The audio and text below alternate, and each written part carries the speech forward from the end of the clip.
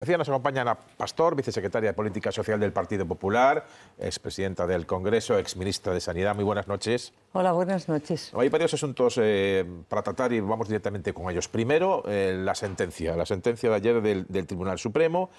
Parece que ustedes se dan por satisfechos, aunque la sentencia se ratifica en lo fundamental en cuanto a la condena a título lucrativo y a también dar por acreditada la Caja B, aunque dice que no era el momento para juzgarlo. ¿Se dan con satisfechos por ello o es que esto ya es etapa pasada en el PP? Bueno, primero de todo, nosotros acatamos las sentencias de los tribunales y no hacemos como otros que cuando le gusta lo que dicen los tribunales dicen que muy bien y cuando no se meten con ellos, ¿no? Nosotros lo que hemos estudiado y lo que conocen todos los ciudadanos es lo que dice en sus propios términos la sentencia, que dice que el Partido Popular, a título lucrativo, se benefició de 240 y tantos mil euros de unos ingresos del Partido Popular en dos municipios. Y lo que dice es que, por lo tanto, si se benefició a título lucrativo, lo dice además la sentencia con toda claridad, afirma que en ningún caso el Partido Popular ha cometido ningún tipo de acto punible, porque si lo hubiera cometido no se hubiera lucrado o no se hubiera beneficiado a título lucrativo. Por lo tanto, lo que sí le puedo decir es que Mariano Rajoy se le hizo una moción de censura precisamente porque, bueno, también lo dice la sentencia, ¿no?, del tribunal, dice lo que se decía en la propia sentencia de la Caja B, que se estaba hablando de algo que no se estaba juzgando. Por lo tanto, todo aquello que se esgrimió en la moción de censura, pues hemos visto que no coincide, desde luego, para nada con lo que ha dicho la sentencia. No anula lo de la Caja B, dice que no se debía juzgar, aunque bueno, la da por probada, dice que había pruebas suficientes y la da por constatada. Yo lo que le puedo hacer es leerle, si quiere, lo que dice la sentencia, que la conoce seguro mejor. La condena como partícipe a título lucrativo no solo es compatible con la buena fe y, por supuesto, con la inocencia, sino que presupone esta última, punto. Los terceros partícipes a título lucrativo no son culpables, sino solo responsables civiles. Y en esa misma página, 1608, en definitiva, efectivamente, no es posible afirmar que el Partido Popular delinquiera cuando no ha sido enjuiciado por responsabilidad penal en este proceso. Y por eso Mariano Rajoy ha dicho que se siente reconfortado moralmente. ¿Y lo de la Caja B también? ¿Le reconforta? Le sigo leyendo. La contradicción en la que entra la sentencia es evidente. Considerar que el Partido Popular era conocedor y responsable penal, aunque sea a efectos teóricos, supone entender que no era ajeno a hechos penales, de modo que sería imposible aplicar la norma utilizada para imputar civilmente a dicho partido en el proceso penal y con base en la figura del 122. Pero sobre la Caja B dice que está acreditada, que las pruebas son evidentes y concluyentes, solo que no había que juzgarlo ahí, sino dentro de los meses. Hemos debido leer sentencias distintas porque... Creo que leemos la misma misma, pero como usted sabe, no, en este proceso no se está enjuiciando lo que usted afirma. Es cierto, ¿no? Eso es cierto, que no está juzgando, pero también es cierto que dice que la Caja B está acreditada. Dicho eso, también le quiero decir, para mí, que llevo años en política, todas las personas que estén en política, las personas a título individual, desde luego, el que la haga, que la pague. Y eso para mí es sagrada la honestidad y la honorabilidad.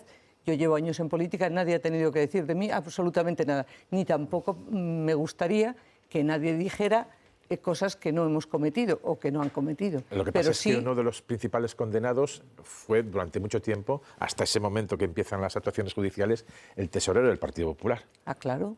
Y por eso los tribunales le han dicho lo que le han dicho. Pero yo, como puede imaginar, yo que soy del PP, ¿no? Sí. Usted lo sabe, ¿no? Llevo años en esto. Imagínese yo qué pienso de todo esto. Cuando usted me pregunta, la mejor pregunta que me puede hacer en la noche es porque yo de lo que le digo es que los delitos los cometen las personas y que las personas que somos honorables, pues que estamos encantados de los que no lo sean, que caiga la justicia sobre ellos. Por cierto, porque la inmensa mayoría somos gente, no me voy a poner yo de primera, pero bueno, a mí me han enseñado en mi casa a primero ser honesta y luego ya el resto. Todo lo demás.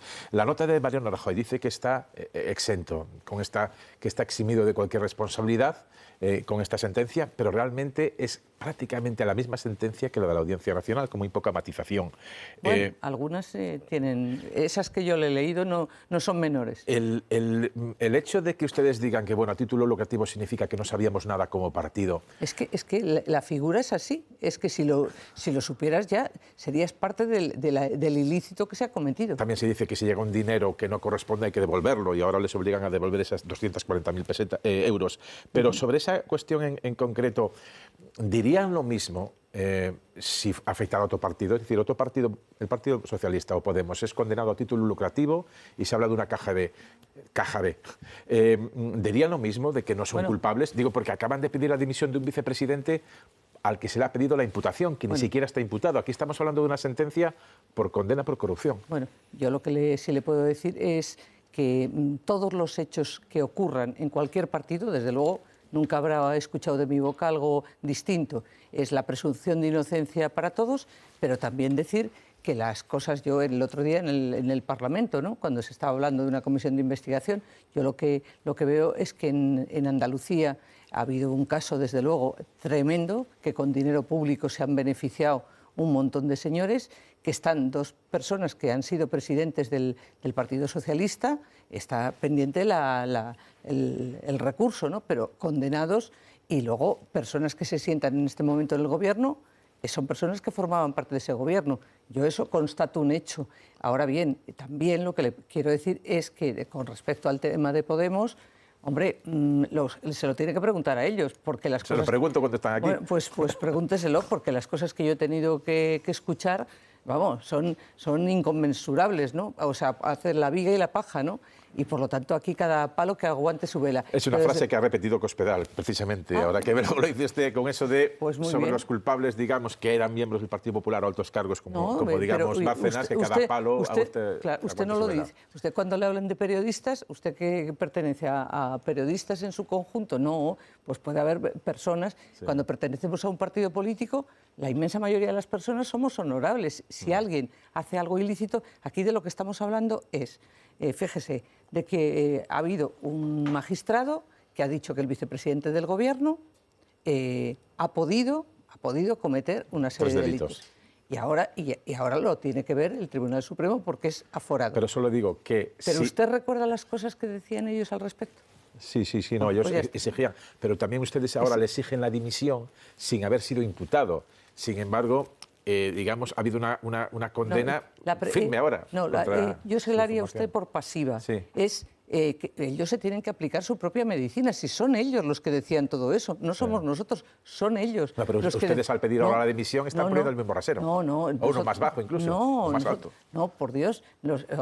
Piense que hoy ha salido a la tribuna a hablar una persona del partido Podemos que está imputado. Ha salido allá a la tribuna a hablar un imputado. ¿Se imagina un diputado del Partido Popular imputado en la tribuna defendiendo un decreto ley? O sea, ¿usted se lo puede imaginar? No. ¿Usted se imagina todo lo que está ocurriendo con el tema del caso Dina? Y por cierto, el Partido Podemos está imputado.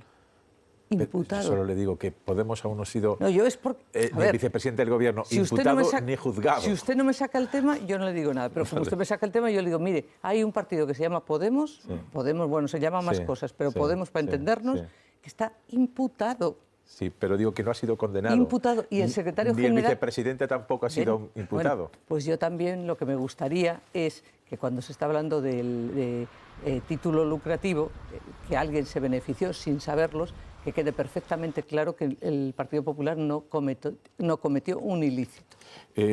Otra cuestión importante de las últimas horas, aunque arrastramos desde hace días. Hoy Bruselas le ha dado un tirón de orejas al Gobierno, y lo comentaba antes Enrique Juliana, porque no le gusta, digamos, el sistema para desbloquear la renovación del órgano de un Consejo que lleva 2 años caducado. Pero también, hace unos días, sin citarlo, se podía interpretar que le da a ustedes un tirón de orejas porque dice que no es admisible que se esté bloqueando la renovación según marcan las altas leyes españolas, la Constitución. Bueno, primero de todo, la presentación de la proposición de ley, esquivando, si me permite, el control que tienen que ejercer tanto el Consejo de Estado como el Consejo General del Poder Judicial emitiendo sus informes con respecto a una modificación del órgano de gobierno de los jueces, es desde luego tremendo. Eso no lo digo yo, lo han dicho todas las asociaciones, menos una de los magistrados de nuestro país, lo dice el Consejo de Europa. Me gustaría que leyera el informe Greco, que nosotros también, con respecto al Parlamento, yo estuve con ellos allí en el Consejo de Europa, lo que dice Greco con respecto al camino que hay que ir, si hay que hacer alguna reforma del Consejo General del Poder Judicial.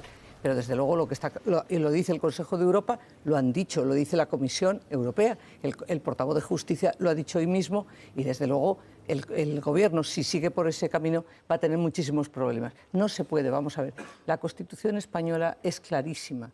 Y lo que es claro es que cuando se habla de 3/5 para elegir al órgano de gobierno es porque se entiende que tiene que haber las propuestas de los propios jueces, como saben, de las propias organizaciones judiciales, ¿no? Y a partir de ahí se supone que tiene que haber la mayoría de acuerdo posible. ¿Por qué? Pues para preservar precisamente esa pluralidad y que sean profesionales de reconocido, magistrados con una carrera profesional, etcétera. Y por lo tanto, y eso es lo que nosotros hemos pedido, y al Gobierno lo que le hemos dicho es que cómo vamos a formar parte de acuerdos con un partido que está dentro del Gobierno, que está en contra, como usted sabe, de las propias instituciones, que han tenido el Consejo General del Poder Judicial, lo que nunca había pasado en la historia de España, ha tenido que salir con varios comunicados diciéndole al señor secretario general de Podemos: oiga, déjenos tranquilos, que somos independientes, por mucho que se meta usted con nosotros, o el propio juez García Castellón. Es decir, lo que no se puede es querer formar parte de las instituciones y a la vez decir que tenemos un modelo de gobierno que es una monarquía parlamentaria. No queremos la institución en la que estamos dentro. Ahora le pregunto por eso, por la monarquía, y por la monarquía y por la república, si eso se puede solicitar incluso estando o no en el gobierno. Pero antes ha dicho una frase: es clarísimo el mandato constitucional, tiene que ser elegido por 3/5, y eso es verdad. Y es clarísimo el mandato constitucional diciendo que hay que renovar el Consejo y lleva 2 años caducado. Ustedes estuvieron en 2 ocasiones a punto de llegar, la última en agosto, y ya estaba Podemos en el gobierno, el Podemos antisistema y republicano ya estaba en el gobierno. Ustedes no pueden, digamos, se acogen por una parte a que la Constitución obliga al 3/5, pero parecen olvidar que también les exige que tienen que llegar a un acuerdo para renovar, y por 2 veces lo han impedido. Y por eso el Partido Popular se ha sentado para trabajar precisamente en que haya un Consejo General del Poder Judicial que sea profesional, que sea independiente, y desde luego lo que no se puede hacer es intentar generar lo que se ha hecho en este momento, es cuando no le salen las cosas, pero esto estamos acostumbrados ya. El Gobierno, cuando no le salen las cosas, lo que hace es tirar por la calle del medio y dice: ahora, una proposición de ley. Pero mire, lo hizo con esta casa, con Radio Televisión Española. ¿Usted lo recuerda? Perfectamente. Perfectamente. Pues claro, como no le servía lo que había, por lo que dijo: pues un administrador único, y así llevamos un tiempo. Antes, ya que saca el tema, sí. Ustedes, como no llegaron a un acuerdo con el PSOE, y en ese momento el que bloqueaba era el PSOE, cambiaron el umbral de protección de 3/5 para mayoría absoluta. No confunda, el mismo caso que ahora. No confunda el 23 de la Constitución con respecto No, solo le digo el caso que me acaba usted de sacar ese tema, yo le digo. Yo le digo, o sea, en el caso de Radio Televisión Española, creo que la situación en la que se está en este momento es, desde luego, bastante anómala. Y me voy a quedar en anómala para no decir otra cosa. Se lo dice alguien que, como usted sabe, en la mesa del Congreso de los Diputados aprobamos llevar adelante el proceso mediante el cual se renovara el Consejo. Sí. Se lo dice quien fue protagonista. Sí. Y a día de hoy, seguimos varios años después, mire usted cómo estamos. No se lo discuto, solo que me sacaba el tema de Televisión Española, y yo le recordaba que efectivamente es cierto eso de la administradora única, nada que ver, también como que han reducido ustedes el umbral de votos en el mismo sentido para elegir un presidente. La Constitución, como usted sabe, habla todos los medios de comunicación, dice que tiene que ser una cosa plural, etcétera. Nada que ver con el gobierno de uno de los poderes del Estado. Estas son 2 cosas distintas. Una última cuestión, señora Pastor. El ambiente político. Usted ha sido presidenta del Congreso. E incluso ha sido bastante bien valorada por todos los partidos políticos en su papel, digamos, de mediador en el Congreso. Le voy a poner dos intervenciones de las últimas horas a raíz del clima político que se ha enrarecido por todo en España, pero últimamente incluso más por la pandemia y por lo que pasa en Madrid. El señor Echaniz, y responde el ministro, y ya lo escuchamos. Señor Illa, odian Madrid y odian España. Los responsables de la peor gestión de la pandemia en todo el mundo han intervenido en Madrid y le han aplicado un 155 sanitario. Bueno, no escuchábamos la declaración de ella, pero hablaba el Partido Popular de odiar Madrid, de que tienen secuestrado a Madrid a punta de pistola. Hoy hemos visto cómo Castilla y León confina Salamanca, cómo Macron decreta un toque de queda en París, y no se habla de que odien a París o a Salamanca. ¿No es excesivo, no es una hipérbole que les puede quitar credibilidad cuando dicen el ministro Illa odia a los madrileños? Bueno, primero de todo, no invertamos la prueba. Vamos a ver, nosotros tenemos un gobierno que es el responsable de la gestión de la pandemia, lo dice el Reglamento Sanitario Internacional, lo dicen las leyes, el ordenamiento jurídico de nuestro país. La máxima autoridad sanitaria en España es el ministro de Sanidad. Pues muy bien, en España tenemos más de 900.000 contagiados, más de 60.000 profesionales contagiados y más fallecidos por millón de habitantes que ningún país. Ese es el balance que tenemos. El Gobierno, primero, llegó tarde, como usted sabe, en enero hubo una alerta de la OMS, no se hizo caso y llegamos al 8 de marzo, llegamos a ese momento en que la crisis de salud pública colapsa todo el sistema sanitario y, por lo tanto, hay un estado de alarma. Sucesivos estados de alarma, el Partido Popular apoya, llega un momento que dice, entendemos que la situación no es de estado de alarma y en 3 ocasiones le apoyamos y después no. Y después el Gobierno dice, el presidente del Gobierno, no cualquiera, hemos vencido al virus, decreto de la nueva normalidad, que era el decreto que yo he llamado el decreto, ya sabe, del 1,5 metros. Lo que decía era 1,5 metros, mascarilla y lávate las manos. Y a partir de ahí las comunidades que se las vean y se las ingenien. ¿Y qué ha pasado? Pues lo que ha pasado es que a partir de ahí, fíjese lo que le digo, a partir de ahí cada comunidad autónoma ha actuado, ha puesto en marcha iniciativas, ha puesto en marcha un montón de cosas y ha llegado a un punto en que de forma arbitraria, y le voy a decir, si me lo permite, se lo demuestro muy rápido porque es arbitrario. No entro porque, mire, una decisión como esta, y le hablo más como médico que como política, tiene que ser técnica. Bueno, usted sabe que eso de los 500 por 100.000, el 35% de las camas de la UCI y esos 3 criterios no tienen ningún informe técnico. Usted sabe que ese mismo día que se aprobó por la tarde hubo una reunión de técnicos de alertas en salud pública y dijeron que a ellos no le parecía que hubiera que aprobar ese documento. Y usted sabe que hoy se ha repartido un documento, ha habido una reunión y siguen, tengo por aquí el documento si alguien lo quiere consultar. Hay un documento ahora que tiene 12 indicadores. De pronto, ahora andamos con un documento de 12 indicadores.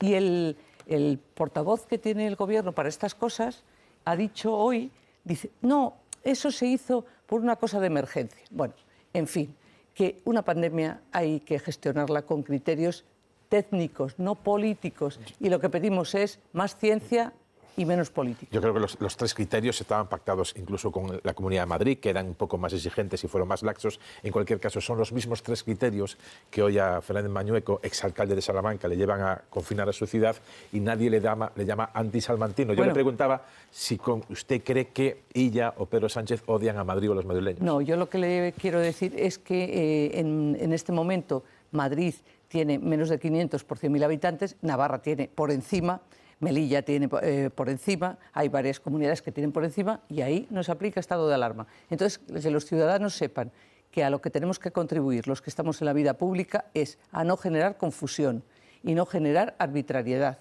Y que la gente cuando habla, ¿sabe lo que me pasa? A mí me gusta, yo he sido ministra de Sanidad, ¿no? Lo más importante para mí, ¿sabe lo que era? Que mis compañeros médicos, mis compañeras enfermeras, mis compañeros, cuando yo hablaba, pensaran que decía cosas sensatas Si usted habla en este momento con los sanitarios, lo que dice es que todo es un disparate. Vamos enseguida con los tertulianos. Solo una cosa, me parece que en Navarra, de los 3 criterios, hay uno que no cumple, que es lo que le ha impedido, o por lo menos permitido, no entrar. Una cosa que es que entras y después 15 ¿Y sabe días. por qué? Porque son las normas que pactaron con Sí, pero ustedes. ¿sabe por qué? Pues yo, perdone, porque como es mi cosa, mi oficio... Su ramo. Pues. Vamos a ver. ¿Sabe por qué? Porque en Madrid, en vez de contarle las camas que había, que hay instaladas ya, porque las camas de UCI no solo son las camas que tiene uno, son las camas que funcionan como camas de UCI. Cuando empezó la pandemia tenía 900 y se lo calculan por esas 900, pero es que ahora tiene disponible 1.900 y entonces no llegaría ni al 22%. Ahí lo dejamos porque estoy como pasadísimo, ve, todo tiene bastante explicación. Y también está lo de las pruebas PCR, pero ya no me meto ahí porque Perdón, pasadísimos tiempo. Si quiere le digo las pruebas PCR. Es que ya son menos 20 y voy a pasar. Pero vamos, hay quien dice que están haciendo menos pruebas en Madrid, no lo sé. Pero perdón, todo lo contrario. Menos. Pero se han comprado 5 millones de test de antígeno rápido. Bueno, turno de preguntas. Empezamos por Antonio Papel, que además le conoce bastante bien. Entre ambos se conocen bastante bien. Bueno, yo ante todo quisiera puntualizar una cuestión. Es decir, el elegir a los consejeros del Poder Judicial por mayoría absoluta es constitucional, es perfectamente constitucional. 12 de ellos. Lo dice claramente el artículo 122.3. Dice que 12 de ellos serán elegidos por jueces y magistrados en los términos que establezca la ley orgánica del Consejo General del Poder Judicial. Y los otros 8 sí son elegidos por mayoría de 2/3, 4 por el Senado y 4 por el Congreso. Es decir, constitucionales. Yo he empezado antes de que llegara usted aquí, diciendo que no me gusta la reforma, que yo creo que eso se tiene que resolver negociando el Partido Popular y el Partido Socialista, pero que quede claro que se podría hacer. Dicho esto, yo quisiera... Bueno, yo luego le tengo que contestar a esto. Sí, pero os pido rapidez. Y además os insisto siempre, no enunciados, pregunta directa, sujeto, verbo, predicado. Yo conozco a Ana Pastor de su época de ministra de Fomento, he trabajado con ella y sé que es una persona muy conciliadora, una persona muy ecuánime y de una gran valía, de una gran valía intelectual. Y además, cuando Casado empezó a contar con usted y elevarla al rango que actualmente tiene, pues todos lo interpretamos como un síntoma de moderación.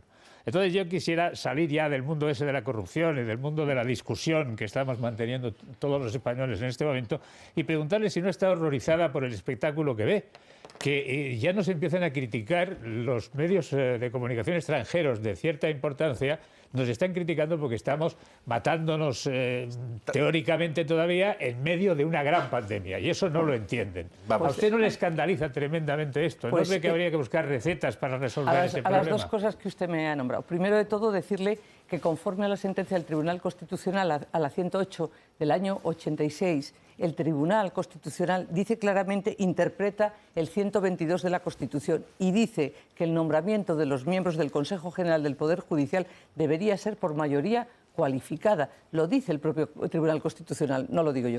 El tema de la moderación. El otro día me hizo una entrevista a un periodista de The Times, ¿no? Y me preguntaba esto mismo que usted, ¿no? Entonces yo lo que le decía es que la crispación en este momento puede haber... hay una actitud en la política y en la vida, se pueden decir las mismas cosas de una manera más moderada o menos moderada, siempre que digas la verdad y que te ajustes a lo que hay. El papel de la oposición ya sabe que es hacer propuestas, como las hicimos, por cierto, en la Comisión de Reconstrucción, que las aprobamos y nadie les ha hecho caso, y luego la labor que tienes de leal oposición. Yo, por ejemplo, digo que hay que tener unos indicadores comunes para todos los españoles y no andar con esta broma de que 500, pero que no hay unos técnicos que lo firmen. Dicho eso, le decía yo al periodista de Times, mire, desde dentro del gobierno se está generando, desde luego, crispación. Cuando tú tienes un vicepresidente del gobierno que dice que está en contra, o ya vio lo que pasó con el señor ministro de Consumo, que van en contra de la corona, que es, como usted sabe, es el paraguas que cubre este modelo nuestro, el modelo de monarquía parlamentaria. Hombre, o le puedo poner más ejemplos. Cada cosa, fíjese lo del estado de alarma de Madrid. Hay un estado de alarma porque los tribunales no han dicho lo que quería el gobierno que dijeran. O sea, ha dicho, esto no se puede hacer así, de esta manera. Entonces, yo creo que quien tiene la responsabilidad del gobierno tiene un plus de que tiene que intentar por todos los medios un cierto equilibrio y una cierta moderación. Y desde luego el papel de la oposición también tiene que ser un papel constructivo, pero también las verdades del barquero. Es decir, me pregunta el señor Fortes hoy de qué pienso, y yo le tengo que decir lo que pienso. Ya le digo, más como médico que como político. Bueno, vamos con brevedad. Os pido a todos, por favor, Enrique y después Elsa. Sí, no, señora Pastor, buenas noches. Usted ejerció una ejemplar presidencia del Congreso. Y usted además tiene mucha experiencia política bueno, y ha sorteado con habilidad algunas de las preguntas que se le han formulado. Yo quiero insistir sobre una. Es decir, esta expresión que se oyó en el Congreso, es decir, acusar a algún ministro del Gobierno de odiar Madrid y odiar España por el hecho de ser socialista catalán. ¿Por qué esto? Me estoy refiriendo a estas palabras concretamente. Entiendo perfectamente que usted responda, oiga, el Gobierno también tensa. Aquí tensa un poco todo el mundo, pero me quiero ceñir a estas palabras. ¿Usted qué piensa sobre ello? Sobre estas palabras. Yo lo que pienso es que hay muchos ciudadanos, no solo políticos, sino madrileños, que se sienten de verdad acorralados porque nadie le ha explicado todavía, a lo mejor si se lo explican no se sienten así, pero nadie les ha explicado todavía qué científicos y qué técnicos... ¿Pero usted cree que ella odia a Madrid? Yo lo que creo es que el Gobierno tiene que dar explicaciones a los madrileños, que no las ha dado, tienen que enseñar el documento técnico donde diga por qué 500, por qué se ha hecho. Yo sinceramente creo que se hizo un traje a la medida a Madrid. Y por eso hay personas que piensan que se está actuando de una manera discriminatoria. Eso es lo que piensan. Dijo que hay personas, no que ella lo piense, dijo que hay personas. Hasta ahí yo lo intenté también, Enrique, y Elsa, digo para apurar tiempos. Piensan bastantes, muchas. Buenas noches, señora Pastore. El sistema de elección de los vocales del Poder Judicial, el vigente, ya estaba politizado. De hecho, bueno, recordaremos todos aquellos mensajes que se filtraron del ex portavoz del PP en el Senado, Ignacio Cosidó, jactándose de controlar la Sala Segunda del Tribunal Supremo por detrás en aquel reparto de los vocales en aquel momento, ¿no? Mi pregunta es, si esto ya presentaba problemas, el modelo vigente ya presenta problemas de politización, ¿por qué no se sientan ustedes con el Gobierno y cambian el modelo de elección de los vocales? Bueno, yo le quiero recordar que es el propio presidente del Gobierno, el propio presidente actual, ya sabe que esto de la hemeroteca a ustedes, a los periodistas, se le da estupendo, mucho mejor que a mí, que no conozco muy bien su mundo. Mire, el señor Sánchez dijo en el año 2016, me puedo entender con Podemos para aprobar un ingreso mínimo vital, pero no para que jueces y fiscales estén a sueldo de Iglesias y Monedero. Sánchez dicit 2016. 2014. Que los partidos dejemos de proponer candidatos, que se establezca una mesa de expertos catedráticos que filtren los candidatos que son capaces de gobernar el gobierno de los jueces y que el gobierno decida libremente y no a instancia de los partidos políticos. Señor Sánchez dicit. Más, 2014. Hay que despolitizar el Consejo General del Poder Judicial. Otro, mi compromiso es regenerar la vida democrática. ¿Por qué le leo esto? Le leo esto para decirle que lo que ha hecho el Partido Socialista ya hizo una bastante gorda, que fue firmar aquello con Bildu y con Podemos, recuerda, de derogar la reforma laboral, que luego al final, ya ve usted, dice que la reformará, pero bueno, espero a ver qué pasa con esto. Pero presentar una iniciativa, una proposición de ley, sin que pase por el Consejo General del Poder Judicial, que lo tiene que informar, por el Consejo de Estado, y decidiendo o diciendo que por acuerdo de los que apoyan al Gobierno se pueden elegir al órgano de gobierno de los jueces, es de verdad una actitud absolutamente irresponsable. Pero ustedes, el PP está dispuesto a sentarse con el Gobierno y a cambiar el modelo de elección del Consejo del Poder Judicial. Se ha sentado con el Gobierno, se ha sentado con el Gobierno, y lo que sí le ha dicho es que no pueden formar parte de los acuerdos aquellos que están en contra del propio modelo constitucional y aquellos que ponen en duda, tú eres muy joven, Elsa, usted es muy joven, pero aquellos que ponen en duda lo que ha sido la transición y el modelo de construcción nacional en 42 años de democracia. Bueno, aquí lo dejamos porque estamos muy ya pasadísimos hoy de tiempo con la entrevista. A la Pastor, en cualquier caso, agradecerle su presencia, como siempre, Dios, amable en Televisión Española.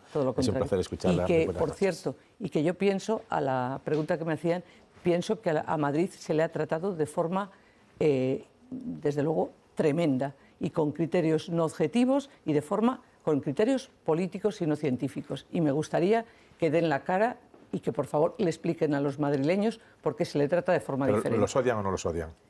Lo que le estoy diciendo es que cada persona se explica como le parece. Yo lo que me explico es, yo voy a quedar tranquila el día que me expliquen.